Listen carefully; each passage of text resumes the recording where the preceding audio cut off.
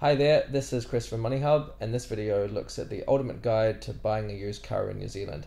So this is one of our largest guides. It's pretty comprehensive and it's used by a lot of people every month throughout New Zealand. We basically take you through everything you need to know to make sure you don't overpay for a car and also don't end up with a lemon or something that you don't want. We update it fairly regularly, and I'm just going to present a quick summary of it so that'll give you a head start to figuring out your own research and what you need to know. So first up, right here is these two tools, which we strongly suggest people use at least one of them. One of them is TradeMe's Value My Car tool, and the other thing is this thing called Best Car, which is now also called Car Price. And what it does is you just type in, your rego, and you type in what the current mileage is. So you'd be doing that if you're comparing that on some listing that you see online. That's going to bring up a price. With TradeMe, it's the same thing. You put in the number plate and you put in the mileage, then it's going to give you a valuation. For TradeMe, you do need to be a member, so you will need to register if you're not. But those tools are really, really helpful just to get a common like a common estimate. If I do one, for example, which is a very old car, and for TradeMe, it's going to, sorry, I need to put that in properly. It's going to give me a range here, and that's something that is kind of useful. So I know, okay, lowest end there for a very old 20-plus-year-old car, which you can see the details here. And then if I check that on Car Price, formerly known as Best Car, you can also see that here. It's probably going to pop up some error message, which happens from time to time. Just ignore that. Then you'll also get an estimated valuation. So while this isn't so useful given the sort of old nature of the car I'm using, you can use the plate of the car that you're interested in, and that's going to help you get some information as to what it's worth. We've also put something around car finance. The reason is because people pay too much for it. This is a massive problem in New Zealand. There's a whole bunch of arguably shady providers or sort of add-on fees such as mechanical breakdown or gap insurance or PPI. So we've been very clear here. We've got a very comprehensive comparison that's going to take you through the best offers currently available. We always suggest people, get quotes, talk to a few lenders, make sure they can lock in really cheap financing if they do need to finance, because if you do go to car yards, you are at the mercy of what, without financing. So without financing, you are at the mercy as to what, you'll be offered, and you don't really have too many choices. So we hear a lot of things, of course, in the email. We're quite prominent in this space. Please, it's going to be a massive determinant of what you actually pay for your car overall by choosing the right financing. So first step here, just get an understanding of the price, look around, just get these two tools going. Secondly, if you are car financing, please compare and have a good read of our guide before you make any further steps. So if I just go through the summary quickly here, it'll give you some ideas. So of course, as we all know, this one-year-old cars are so much cheaper than new cars. Pretty much if you drive out of the showroom in a new car, you're going to lose quite a lot of money. 20% is one estimate, but yeah, 35% for 12 months is like others depending on the car. So do keep that in mind that a one-year-old car, two-year-old car is going to be a lot cheaper. I know things have changed with the supply issues and COVID, but generally long-term that has been the situation. There's some really good information under Right Car. So this is government funded. It's a fantastic site. You can go into great detail there, and I've linked that website below, and you can see what the running costs are for a particular car. So you just click out onto it. You can just, like, if I just go for something not too crazy, if I go for, say, perhaps I have a high standard of crazy, but if I go something like fine, let me just go down to a Ford Focus, and it's going to give you so much information, which is really, really useful. So it looks at the safety of it. This looks at, the fuel economy, all these useful things you can make comparison, because it's, in this situation you can get a rebate, and it just goes through the features. So this is not user review populated. This is done by government, processes. So really, really worth a good look there, and it's so useful to have something free and up to date constantly. Generally, of course, with engine, smaller engine cheaper, petrol cars cheaper than diesel, cheaper to buy, and then you're not paying these road user surcharges or charges.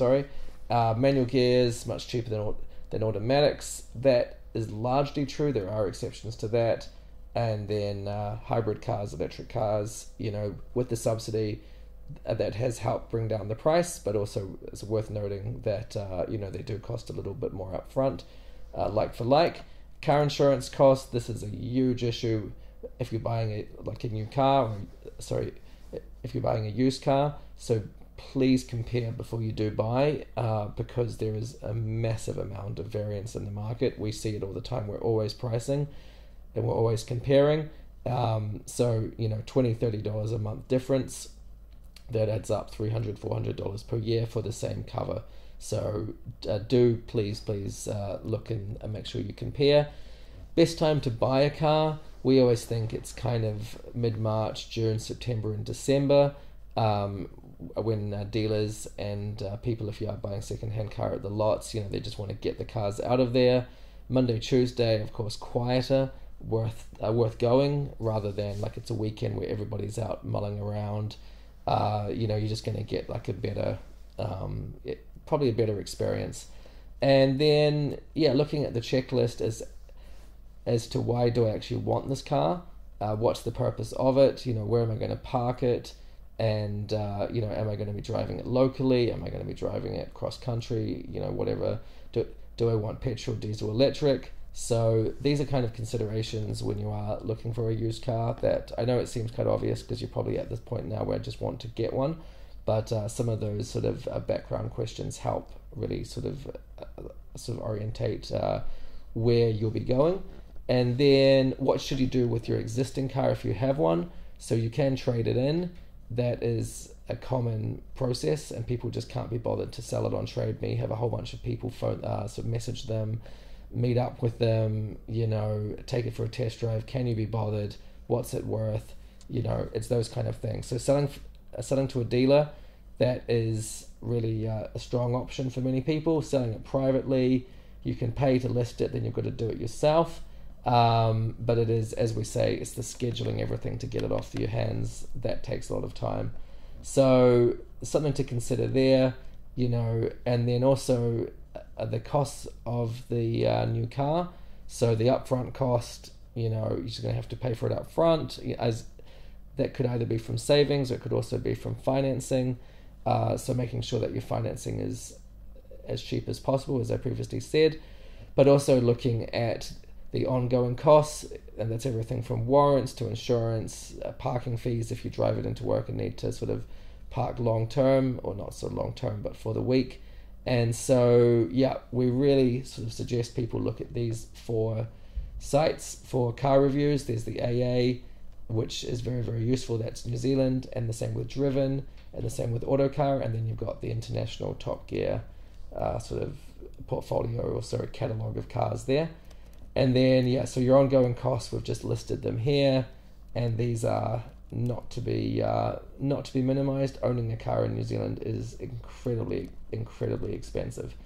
So working out like your budget before you go and look at some used cars, know what it is, please try and stick to it. People get caught out all the time where they kind of go up a little bit more than they expected. If they're financing it, just becomes more costs and more repayments, and less lifestyle as a result of it, or less other options. So have a quick read through this, because it is important. And then frequently asked questions, we've really just answered some of the sort of most popular questions that people have, which I suppose is the point of frequently asked questions. Should I buy insurance from a dealer is one of them. we really just think people should compare, and look at the market and look at what's available. Dealers can quote one thing. It's the same with financing, but we're very cautious of how valuable that will be. We think having as many options as possible is the best way to go. So you can do that by quick and easy online quotes. And then, looking at these extended warranties that people might ask, are they worth it? We've got guides which I've linked below to things like mechanical breakdown. It really is quite a difficult insurance to claim on from what we've seen.